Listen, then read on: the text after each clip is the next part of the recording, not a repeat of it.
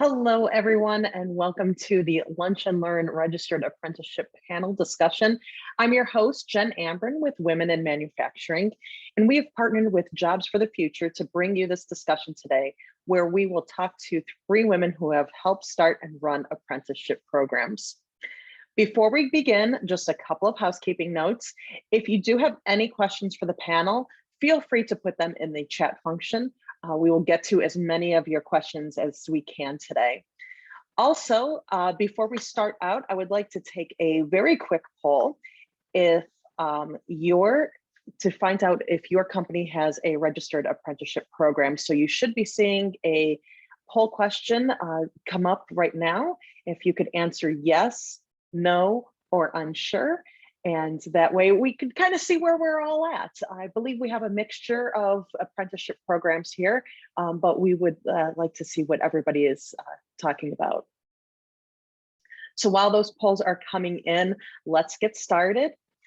And it is my honor and my pleasure to welcome our moderator for this afternoon, Allison Graylis, who is the founder and president of Women in Manufacturing. Hi, Allison, how are you? Hi, Jen, good afternoon. And just for closing up the poll, we're kind of split. We're at about 45% yes have registered apprenticeship programs, 40% no, and 15% unsure. Excellent. So we've got some folks who already have programs in place, as well as some companies exploring or learning more about registered apprenticeship programs. So thanks for joining us. And thank you, Jen, for pulling together all of our technical needs as we deliver today's event and for organizing this discussion. So welcome to our Women in Manufacturing Association Registered Apprenticeship Program discussion. So as Jen mentioned, we were approached by Jobs for the Future about, a year plus ago, about serving as an outreach partner to encourage and increase diversity in registered apprenticeship programs. And we're thrilled to have this discussion today to talk with, again, companies that already have existing programs, as well as to help inform those considering these programs as a way to advance and attract talent in your organizations and companies. So I'm thrilled to have 3 lovely and amazing women join me for this conversation today, all of whom have put together and or organized or been involved in the creation of registered apprenticeship programs in their companies and organizations and regions. So I will introduce each of our program participants. As they get introduced, they're going to share a little about their story, their title and their company, where they're located, and then as well a brief background about how they're connected to registered apprenticeship programs. Also, before we hop into our introductions, as Jen Ambrin mentioned, we do want today to be interactive. So we encourage you along the way, if you have questions, to please feel free to use the chat function, which is located in our Zoom meeting platform. I'm sure all of you are a veteran at this functionality now that we're 18, 19 months into this pandemic. But feel free to use the chat, and then as well, we'll be addressing them live during the discussion, as well as we'll hold some time to the end to answer your questions as well. So again, welcome. And let's get started getting to know our guest today. So the first person I'll introduce is Nel Cowham. She is training specialist with Pridgeon and Clay, and we'll pass it over to Nel to introduce herself, talk about her experience in industry, and then a little bit about how she's connected to registered apprenticeship programs. So welcome, Nel. Well, thank you. And it's my pleasure to be part of this. I work for Pridgeon and Clay. I've been there for many, many years. And we are small to medium-sized manufacturer. Been in business for about 73 years, family-owned. Wonderful family to work for, by the way. But we are primarily a tier 2 supplier of the OEM, which is automotive. We're primarily automotive. We do have a little bit of diversity, but we're primarily service the automotive industry. So our corporate office is located in Grand Rapids, Michigan, but we do have plants in Franklin, Indiana, Monterrey, Mexico, Apelstag, Hungary. We also have a tooling source in China. And so we're, quite diverse across the globe. So that's kind of by design. There's cars being built everywhere, so we need to be close to that. A couple of fun facts about Pridgeon and Clay is we are the #1 exhaust flange manufacturer in North America. We are also the third largest consumer of stainless steel in North America. So a couple of fun facts there. I've been with the company for many years, and we currently have 5 apprenticeship programs that are registered through our Department of Labor here in Michigan. So we're excited to kind of share some of that information with you. I think I hit it there. I think you did. Also, you're a big Marvel fan, which Nell helped me Yes. get introduced to the whole Marvel franchise over the past few months. And it actually helped inform me as I was getting ready for our superhero themed summit. I thought, gosh, I now know a lot more about superheroes and the Marvel brand thanks to you. So thanks so much. Thank you. So next, how about we get introduced to Valerie Hughes? Valerie Hughes is a Senior Manager of Human Resources at GE Appliances, a hire company. And I'll let you introduce yourself, Valerie, and tell us a little bit about yourself, company, where you're located, and how you're connected to registered apprenticeship programs. All right, thank you, Allison, and thank you, Jen. Appreciate the opportunity to be here this afternoon. So I'm Valerie. I work in GE Appliances and Human Resources. I am based out of Louisville, Kentucky, which is our headquarters, but I also support our manufacturing sites in Selmer, Tennessee, Decatur, Alabama, Lafayette, Georgia, and Camden, South Carolina. I get the opportunity to lead our supply chain talent development team. So anything related to developing people, whether it's training or apprenticeships, I get the opportunity to help set the strategy and work with my group there. And so we've got a theme apprenticeship. We also have our own apprenticeship in-house that we use. And then we've got an apprenticeship program in Decatur, Alabama as well. I've been with GE Appliances for 9.5 years. Before I came into manufacturing, I was in the restaurant industry. And I just absolutely love manufacturing. I've been in Louisville and just really enjoy being here. With regards to GE Appliances, we've been a part of the hire company for about 5 years, a little over 5 years now. And we've continued to grow and add product lines since we've been here. Here in Louisville, we've got over 5,000 production employees who help to make our fantastic products. And then we've got a bunch of other employees across the South, equaling about 10,000 production employees across all of our sites right now. So thank you for having me here and look forward to the opportunity. Excellent. Welcome, Valerie. And next, let's get introduced to Mary Hofstra. She is Corporate Customized Training Manager with Grand Rapids Community College. Nice to see you, Mary. Nice to see you. Thanks for having me. At Grand Rapids Community College, we're located downtown Grand Rapids, Michigan, but we, as of a week ago, opened a new campus out in the Lakeshore area in Holland, Michigan as well. So we serve about 18,000 credit students a year and about 15,000 in corporate training.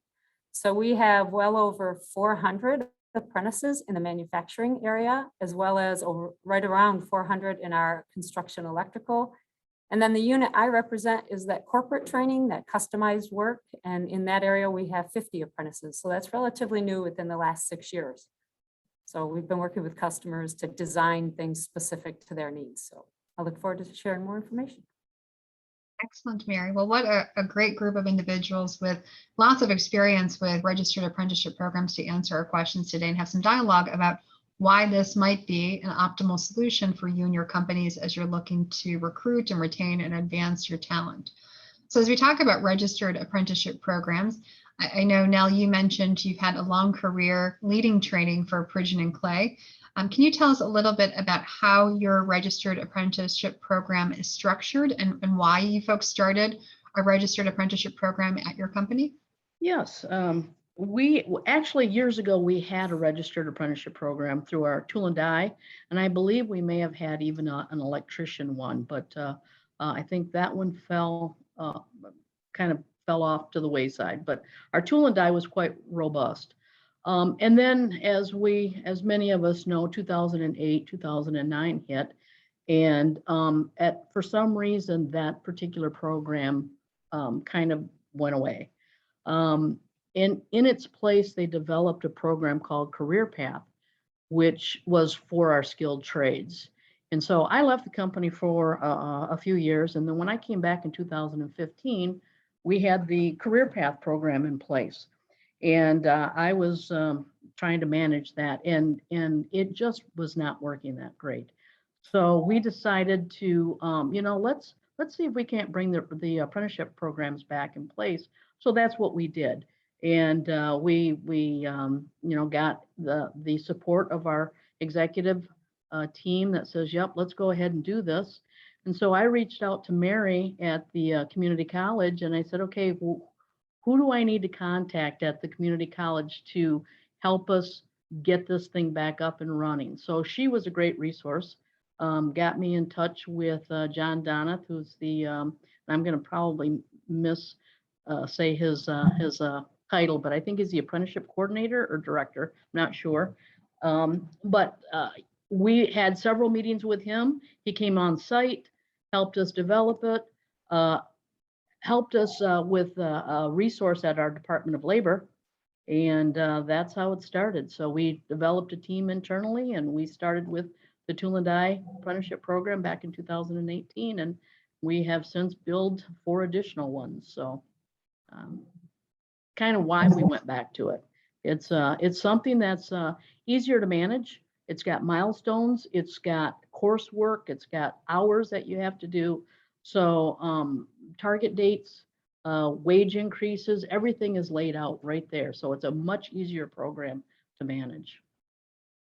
That's excellent. How is the program present day in terms of enrollment? Now, you mentioned you started with Tool and Die. You now have 4 others. What does enrollment look like? How many active apprentices do you have?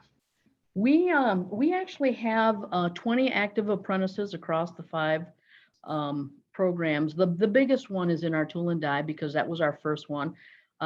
We currently have 14 in that program right now, and then we just were registered for the CNC one in July, and we were just registered for the maintenance apprenticeship program in June. So those are fairly new.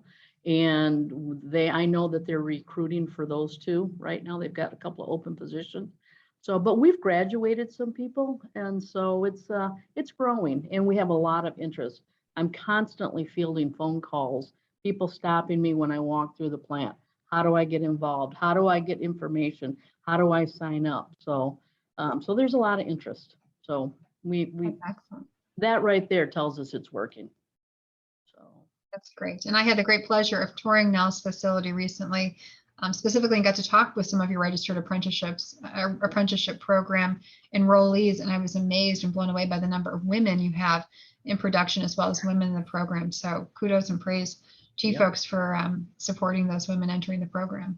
Yeah, we're very proud of that. We also have quite a few women supervisors as well in the production area. So we're quite proud of that as well, too. Excellent. So Valerie, as we talk about registered apprenticeship programs, how did GE get started with registered apprenticeship programs, and what does the process and program look like present day for your company?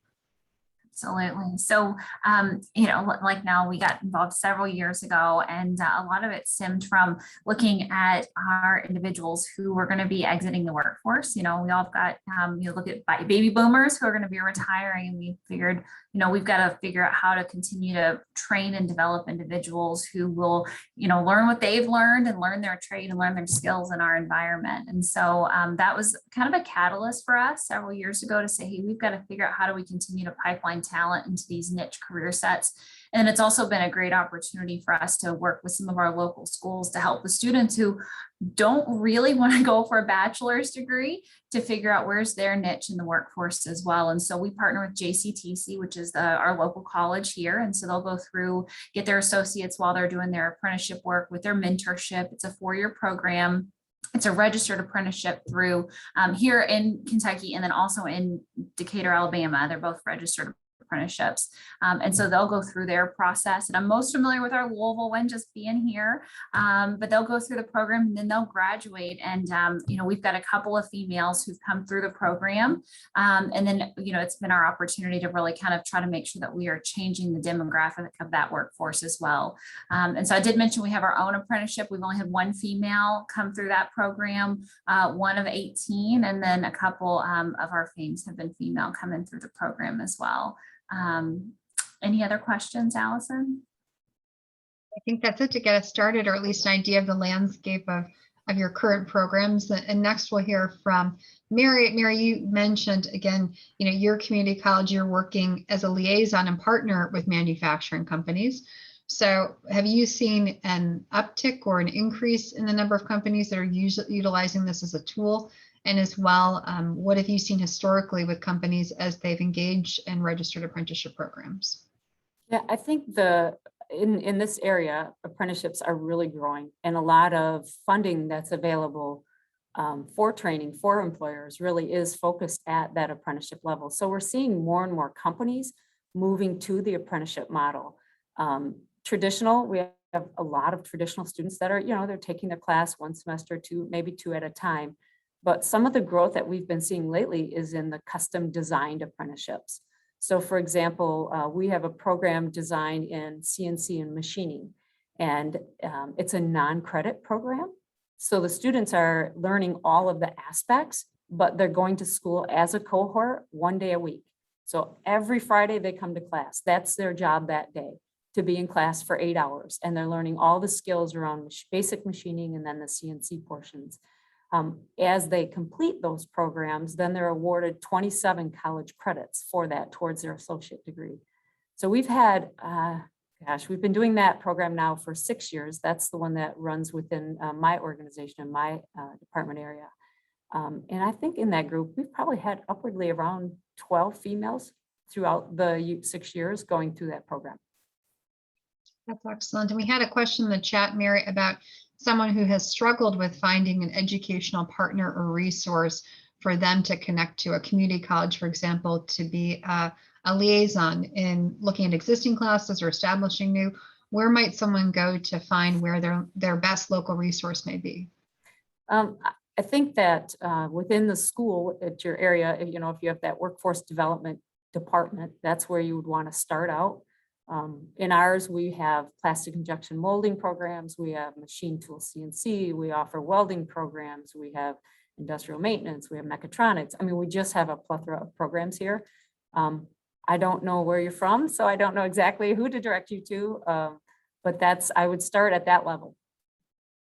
Okay, excellent. And there was another question in the chat regarding individuals earning credit while they're learning. So I know you mentioned credit going towards an associate's degree, Mary, for those enrolled in the program you spoke of. Valerie and Nell, how does that work for you folks? And we'll go maybe to you, Valerie, first. Do people earn credit while they're working and going through the apprenticeship program? They do. So they'll come and they'll do their apprenticeship a couple days a week, and then they will go to school the other days of the week. And they'll actually earn credit. They actually leave our FAME program with an associate's degree. And then we have a tuition reimbursement program so that if they decide they want to take the next step in their career, they're welcome to go on and either use that for a trade or a bachelor's degree or even a master's should they choose to. Excellent. Thank you, Valerie. And then for Nell, how is yours structured? Is yours at all aligned with educational credits? Yeah, ours is directly through GRCC, which is our local community college, and they have to take X amount of contact hours. It's not credit hours, but our Department of Labor is contact hours. So it might be a 3-credit class, but it might be 60 contact hours. Each class is a little bit different. But yes, they get credit. So they don't get a total associate's degree. An associate's degree here is probably 62 to 64 credits on average. Our apprenticeship programs are generally about half of that. If it's a 4-year apprenticeship, then it's usually about 30 to 32, 34 credits. And they're specific for their job, which our people absolutely love, because most manufacturing people who are working are more tactile. They're more hands-on learners. They don't want to take that English class or that humanities class or whatever else is needed for the associate's degree. So we specifically gear our classes directly to help them with their on-the-job training. They may have to take a couple of math classes, especially if they're in the tool and die, SolidWorks, those types of classes. Now, we highly encourage them, because we also have a wonderful tuition reimbursement, that once they're done with the program, if they would like to continue and get their associates or go on and get their bachelor's, we highly support that and encourage it. So, so there's room for them to grow education-wise. That's excellent. And do you see that being the norm, Mary? Do you see most companies have this connected to some type of credit or formal credits for the completion of the program? Yeah, we have the majority of our apprentices are in our credit side of the school. So they are working on their degrees. We as a school have 1-year certificate programs, which basically is about a half of an associate degree that a student could get that feeds into the associates as well. So some of them get their 1-year certificate while they're in their apprenticeship. When they complete their apprenticeship, then they go on, like Nell mentioned, a lot of our local employers do a lot of tuition reimbursement to help them get that associates. And then even on to some of the 4-year institutions towards their bachelor's, if that's a path that they're interested in.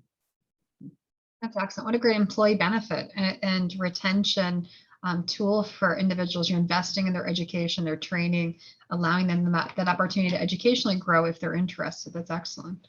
So we have some questions here in the chat. And I like this one because I think it's a good place to continue on our discussion. This person wrote in, what is the hardest part about creating an apprentice program from the ground up? This is something I would love to create for our company, but she's just not sure how to get started. So any advice from Nell, Valerie, or Mary on what's the hardest part and what might you suggest to someone who is really interested, thinks it would be a great benefit to the company, but not sure where to get started? I can start with that because I was in that boat. So like I said, I reached out to Mary at the community college. She directed me to the right person. He came on board and walked us, through the credits, what it takes, gave us the contact person. And then we basically formed a subject matter expert team for every apprenticeship program that we developed. So we have our managers, our supervisors in those 5 apprenticeship programs. So we would form a team, and the very first one took us the longest. I will tell you, because you need to lay the groundwork for all of them. You have to develop what they call standards, and those standards are used for every apprenticeship program from that, from the first one on. And then you tweak it for each individual program. Your class list is tweaked, your criteria, your work hours, that kind of stuff.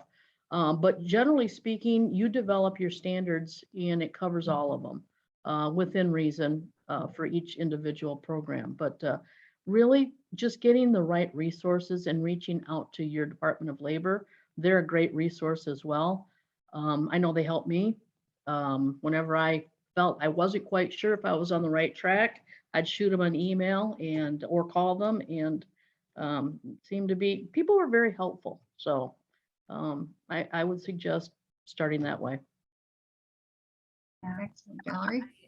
Yeah, no, I agree with everything Nell said. I think the first step is really reaching out to the Department of Labor to become a registered apprenticeship program. That's really the first step. Finding your local school partner. And of course, internally getting your organization aligned around why this is important so that you can continue to make sure that you've got the support you need, whether it's funding, whether it's mentorship, if you're at a union facility, making sure your union understands why we're doing this, because you're going to need mentorship for these individuals as they go through programs. So there's the external alignment with the community around the Department of Labor and then your schools, but also making sure you built the why case internally around why this is important. And if you're a company that is invested in your community, which I'm sure you guys all are, it really helps because then you can have a really great connection with some of your high schools and helping to pipeline your program as well. Great. So there's a question that actually relates to this, which relates to high schools and registered high school apprentice enrollees or applicants. So do any of you or your participating companies have any experience with high school registered apprenticeship programs? And someone had commented about 2 to 3 years ago, the Department of Labor permitted 16 to 17-year-olds to participate in a registered apprenticeship program as long as it was supported by a local high school program. So anyone have experience with high school applicants or folks participating in the program? We do not at Pridgeon and Clay. We do support through our local, it's called Kent ISD, our local community district. They have what they call a Launch U, which is they are getting the kids there's they're starting to get that information at the middle school, so that by the time they're freshmen, if they want to take certain core classes, they can work towards getting their associate's degree when they graduate. They'll have to take an extra year of school, but they come out with their associate's degree, and that's a great benefit, and it's paid by the district. We support that.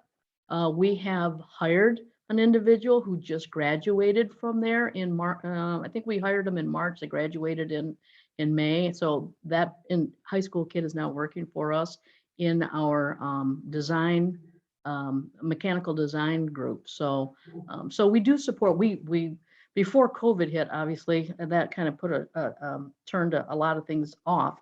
But we would host a lot of high school and middle school tours because we want to get that information out to the kids that there's a lot of opportunities here for wonderful careers. So we don't per se do the high school apprenticeship, but we work with the high schools a lot. So. Yeah, I'll chime in next. So we don't have a high school apprenticeship. However, we do have a 2-day work program, which is not part of our apprenticeship. However, we do have a student this year who went to our 2-day work program, who is coming into our FAME apprenticeship. And so how that works is we've partnered with some of our local high schools where once the student turns 18, just due to child labor laws, we can't have 16 and 17-year-olds working weird hours and starting before 6 a.m. And while school's going on in the summer, it's a little bit different. And so we do have several students who are in our 2-day program. They'll work Monday and Friday. They do their high school work Tuesday, Wednesday, Thursday. That gives them an opportunity to be in our plants, be in our production roles. And then we do have one student, like I mentioned, who this year is coming into our FAME program. And so that's about the closest work opportunities. Like now we do a ton of tours. They've been virtual tours over the last 1.5 years for our high school students. And then a lot of virtual work with junior achievement to reach some of our middle school students, just so that they can really try to understand what a career in manufacturing looks like, simply because it's easy to know what a career at Starbucks might look like, or a lot of our students have been there. And so we really try to help open their eyes to understand there's really good jobs here. There's hands-on jobs and opportunities for them to really think and be challenged in a very different way than they've probably academically been challenged. And so that's our closest connection to our high schools, is them coming to work in production a couple of days a week and then using that as a launch pad for any other opportunities we might have. You know, if I can add to that too, as a community college, we have a lot of programs that are just kind of getting people exposure into manufacturing and into the market. So anything from summer camps for kids that are in that junior high school age and trying to get them out into industry to see industry. I know Nel has at Pridgeon and Clay, they've participated in those kind of programs for tours and things for those who can't hire them under the age of 18, which we understand. But we also have a lot of unique programs. We have one right now currently from the Metallica rock and roll group, from their foundation, where they've given us a couple $1 million, I think. But we're running what we call non-traditional welding programs. So that's kind of our leader to pre-apprenticeship. So it may be, we have actually the majority, I would say, in the class are targeted at females. We can't call it a female program, but that is our real target audience. So we call it the non-traditional. And then the intent after they get that base education then is to find companies that are doing apprenticeships and trying to plug them into those organizations so that they can continue their growth in learning to become a good welder within an organization, good fabricator. Sounds like a great program. And who knew that there was a connection with the Metallica Foundation for something like that? They did a concert and we won. Yeah. That is really cool. Yeah. So as you talk about the kind of divide, there's a question here in the chat about, can someone please share more about our split between work? So I'm assuming kind of being at facility and kind of working within operations and on a machine, and the divide between that and school per week. So someone's looking for how many hours each week would someone be at your facility versus being in schooling or kind of the formal education? So at Pridgeon and Clay, our apprentices work a 40-hour week, and then they take classes in their off shifts. So that's how we do it. we pay for their classes, but we don't pay for their time while they're in class. They still have to maintain a 40-hour work week. If for some reason they need a class and it's not available at the off shift, then we work with them. We will, we'll alternate their or change their schedule so that they can attend their classes. So we don't want to penalize anybody, but we just like everybody else, the workforce right now is really tough. So just to try and find people. So we need them to be working. And that is part of their training through our program. Not only do you have to take college classes, but you also have to maintain on-the-job training hours, and they have to keep a log every week, how many hours they've spent in certain areas. And so that is part of their training that is actually being at work, and they're mentored. They transfer around to different departments. They have to do projects. So they are on the job learning as well as taking classes in the off shifts or off hours, I should say. Ours is very similar where they are splitting their time. They're working a full-time schedule, except our difference is they're actually sometimes taking classes while they're what would be in their normal work day. And it works for us. Sometimes we also expect them to do a rotation in the off shift because we're a 3-shift operation. And so they're expected to rotate between the facilities. So the number of hours they may be in school may vary depending on what term they're in and how many classes they're enrolled in at the time. So there's not a one size fits all answer for that. It sounds like Nell, yours is probably a little bit similar in how many sign up for at the time, but they are working a full-time schedule and kind of balancing it. And they've got certain program requirements and a number of hours, and their mentors signing off and their assignment leaders signing off on the number of hours that they're spending in training, whether it's hands-on technical training in addition to their schooling, or whether it's just one-on-one coaching on different pieces of equipment we have in our factory. Yeah, we do the same thing. And we also, our apprentices have to rotate on different shifts as well. So we also have the 3 shifts. So Yeah. I think we have one apprenticeship program that we have, they don't rotate, but we have people on the 3 shifts. So they just do it on the shift that they work. Yeah, and I would say as a whole at the community college here, that's what we see. Most employers their employees work 40 hours and then they go to school. They typically will take 1 to 2 classes every semester, and they try to go through the summer as well. Not usually required, but they try to encourage that just to get them through that program. In the custom class that we have, when they're in class 1 day a week for 91 weeks. They're actually getting 728 hours of instruction. They actually work a required 32 hours a week, and then they will allow them to work more if they so choose. I think the biggest struggle they have is making sure that folks get off of 3rd shift in time to get some sleep before they show up to class, because we've had a couple of zombies walk in and we say, oh, that's not working out. Yeah, we can't put them on this 4-axis and 5-axis machine when they're half asleep. So, right. Excellent. And then there's a question here about the person assumes that you both pay for apprenticeships or that these are paid apprenticeship programs and opportunities. And they were asking, how did you determine the amount to pay per hour? So ours is a paid apprenticeship. And so all of our apprentices come in and they get paid less than our maintenance individuals who come in and are hired. Just let's say if we post a job and they come in with previous work experience, a lot of it for us, since we are at a union facility, is negotiated. And so it's in partnership with our union to help determine what those rates are going to be for our individuals. And so for us, we look at the market data, we look at what the individuals coming in with some experience would make, and then we figure out what's that right number to make sure that we're recognizing the experience, but then also attracting the talent we need to be competitive in the marketplace.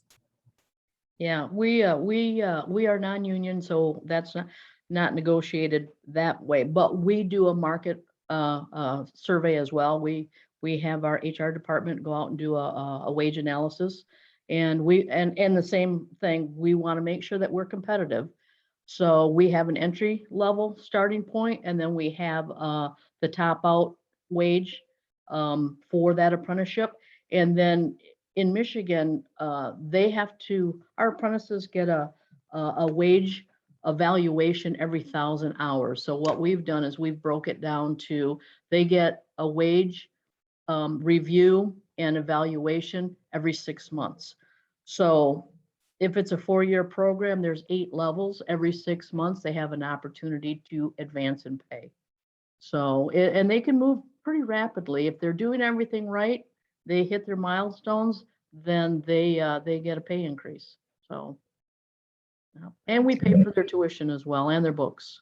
So there's a question here as well about the length of the program. So on average, Nell, as you talk about kind of the scheduling, and you too, Valerie, we'll start with you, Nell. What is the average completion time you would say it takes for a person to complete an apprenticeship program at your facility? Like I said, we have 5 apprenticeships. We have 3 of them that are what we consider the 8,000 hours. So that's 8,000 of on-the-job training.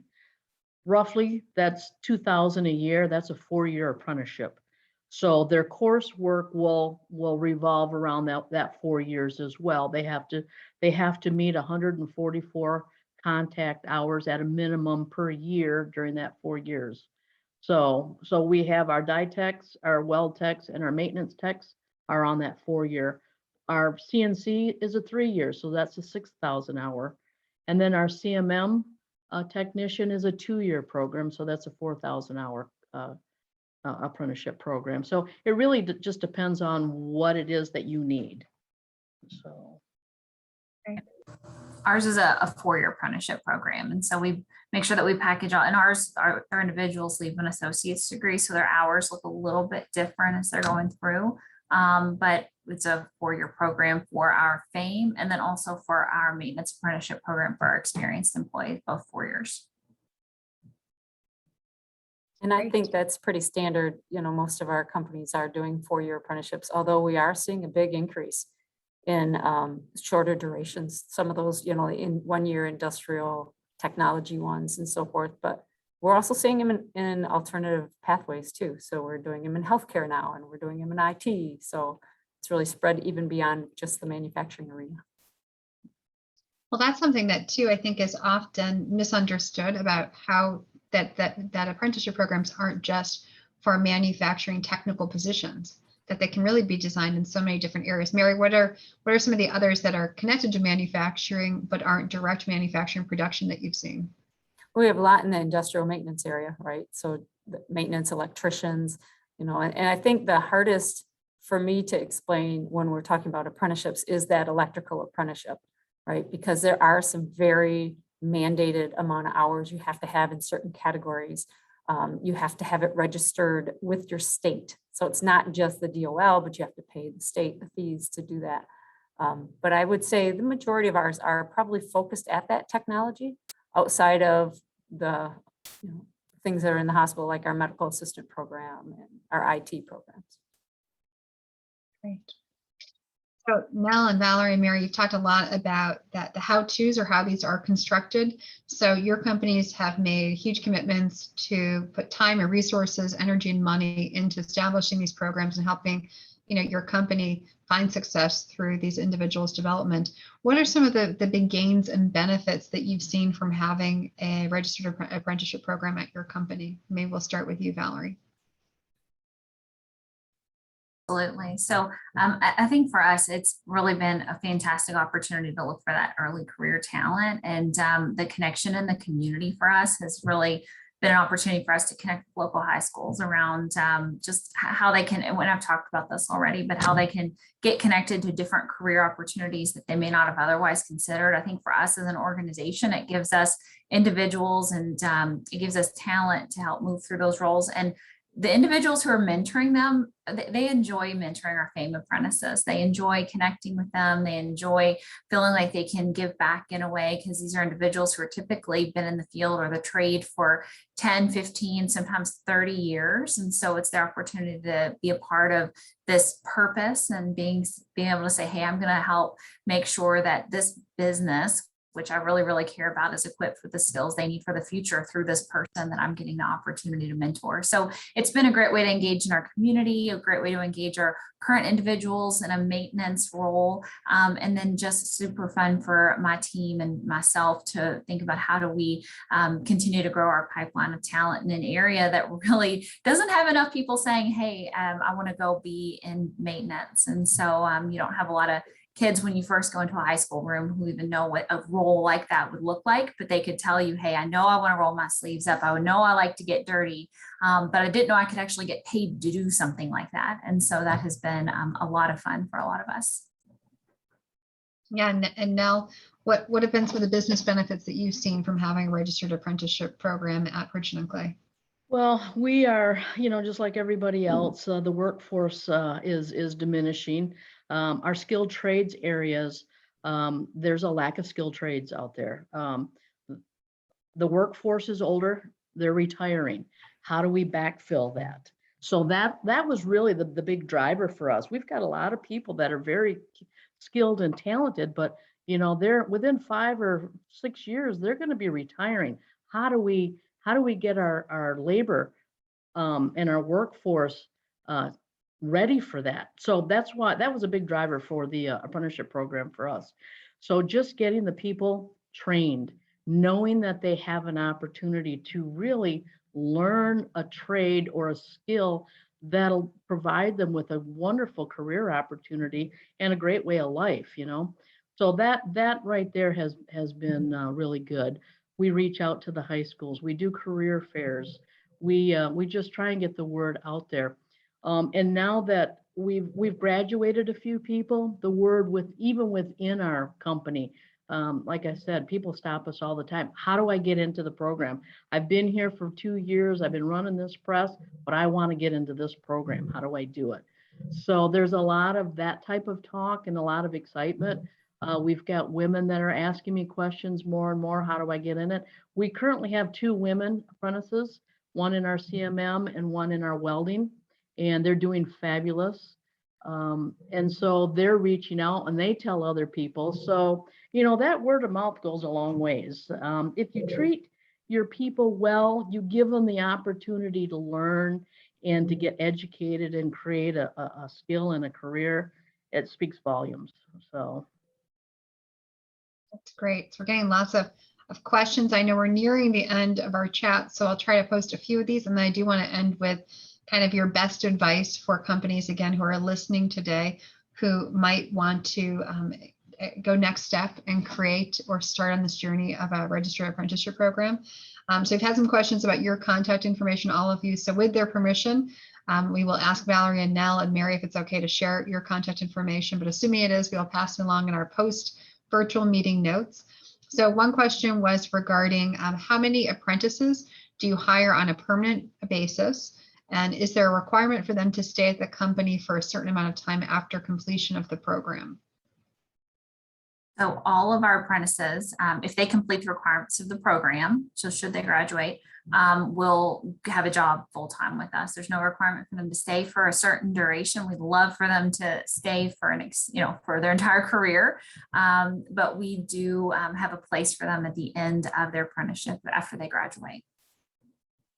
Yeah, we are the same way. There is no length of time that they have to stay. And once they're completed, we hope they stay forever. We also hope that they continue their journey and maybe, go into engineering or something else. And we've had quite a few of those in the past that have done that. So, but yeah, there's wonderful opportunities. Great. Well, we've got about 5 minutes left, so I will we'll go around and kind of round robin talk about just final words of wisdom or advice that you might have for listeners, again, who are looking to maybe establish a registered apprenticeship program. One note, as we mentioned at the top of the presentation today, we are partners with Jobs for the Future. Their goal is to be an ally for companies. So especially for those of you who don't have an existing relationship with a community college, feel free to reach out to myself or Jen at Amburn, and we can put their web address in the chat as well. But they're meant to be a liaison to help companies establish programs and evaluate programs, and as well find you funding, both on the state and national level, to help this make it be an affordable venture for your organization. So final thoughts and advice and wisdom. We'll start with you, Mary. I think mine would be start with your Department of Labor if you can, right? That's a great resource for you to start connecting and finding out what the requirements are, and then connect to your community college. And don't be afraid to think outside of the box.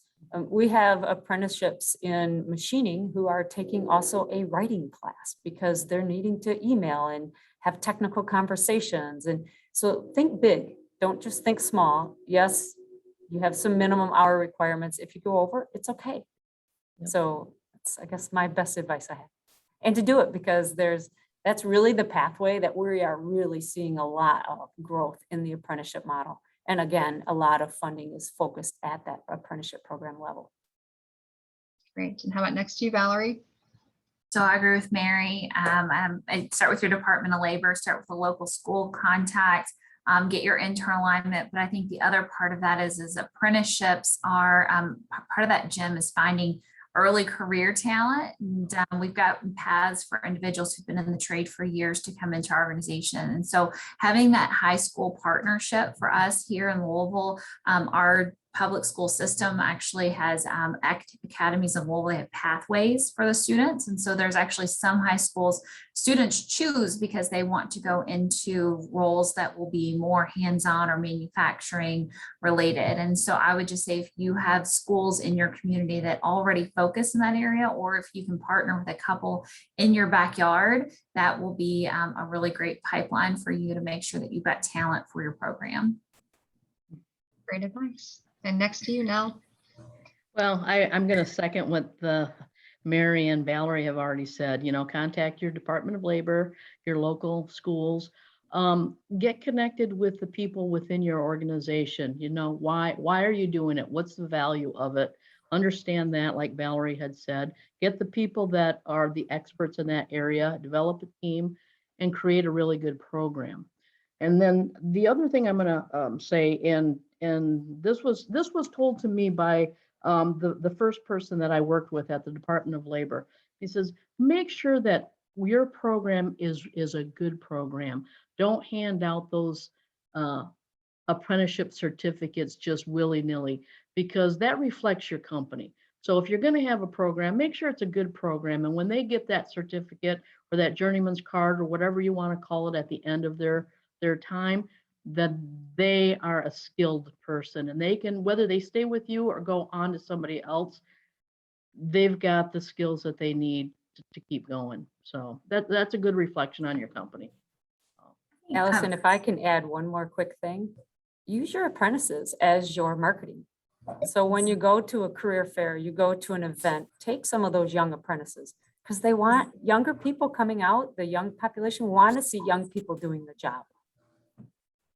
Mary, we've done that. We've taken some of our apprentices to career fairs, and it's wonderful. They thoroughly enjoy it, but they have that connection with that younger crowd. I agree with you.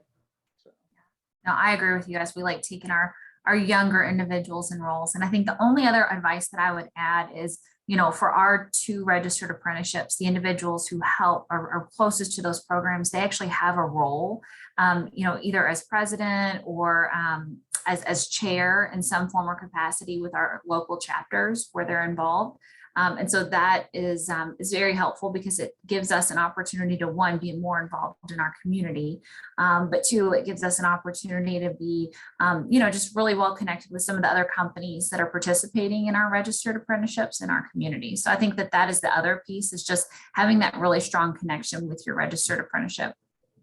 Well, these are great words of wisdom, great insights shared today, and hopefully we answer most of the questions in the chat. So wonderful to see a vibrant dialogue of lots of people that are interested in learning more. We have passed along Mary and Nel and Valerie's contact information. This session also is recorded, so we plan to send it to all people that participated live today, and it as well will be in our virtual learning library if you're a WiM member, that you have full access to now, I think, more than 90 educational sessions there that you can listen and learn at your convenience. So thanks for being a part of our discussion today. Hopefully we'll hear from you with lots of questions, and we can provide assistance as you move forward in your registered apprenticeship program journey. So thank you. Have a great afternoon and great rest of the week. Thank you, Mary, Valerie, and Nel. Thank you. Thank you. Thank you. It was a pleasure. Thank you. Take care.